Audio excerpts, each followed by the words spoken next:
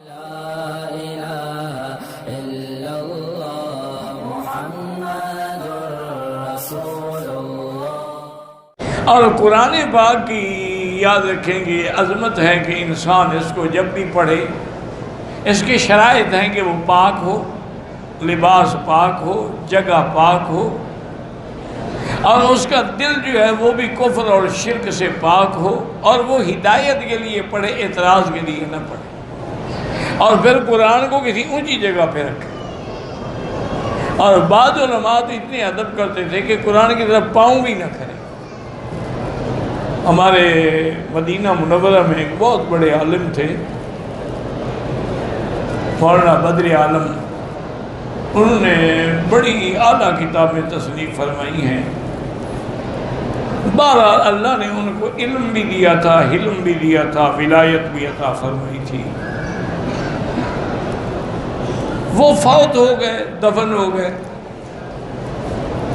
اب قدرتی بات یہ ہے کہ مدتوں کے بعد، کیونکہ قاعدہ یہ تھا عرب میں کہ بھئی ایک مردے کو جب دفن کر دیتی ہیں 6 مہینے کے بعد قبر کھود کے اس کی ہڈیاں الگ کر لیتی ہیں، اس جگہ پھر دوسرا مردہ دفن کر دیتے۔ تو ان کی قبر مبارک جب کھولی گئی تو دیکھا کہ بالکل پورا کا پورا یعنی ذرا کفن بھی میلا نہیں ہوا،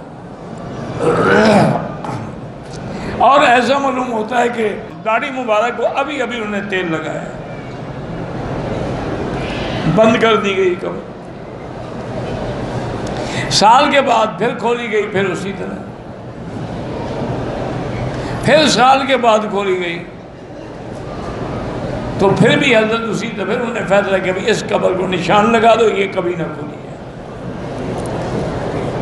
تو ان کے گھر والوں سے پتہ کیا اور ان کے شاگردوں سے پتہ کیا، ان کے کچھ عزیز جو ہیں وہ ابھی تک بھی مدینہ منورہ میں ہیں،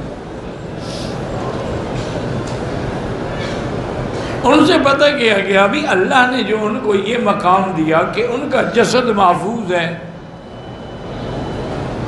کوئی تغیر نہیں، کوئی تبدل نہیں،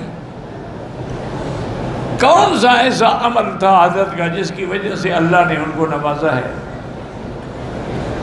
انہوں نے کہا جی ویسے تو وہ بہت بڑے عالم تھے نا، ہر وقت قرآن و حدیث ہی پڑھتے پڑھاتے تھے، لیکن ایک بات ان میں تھی جو ہم نے کسی اور بزرگ میں نہیں دیکھی، کہ وہ جیسے قرآن کی طرف پاؤں نہیں کرتے تھے نا، حافظ قرآن بیٹھا ہو تو اس کی طرف بھی پاؤں نہیں کرتے،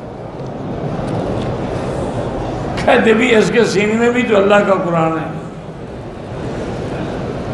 تو یعنی وہ اتنا ادب کرتے تھے اللہ کے قرآن کا، اس کا صلہ اللہ نے یہ دیا کہ ان کے جسد کو محفوظ ہو۔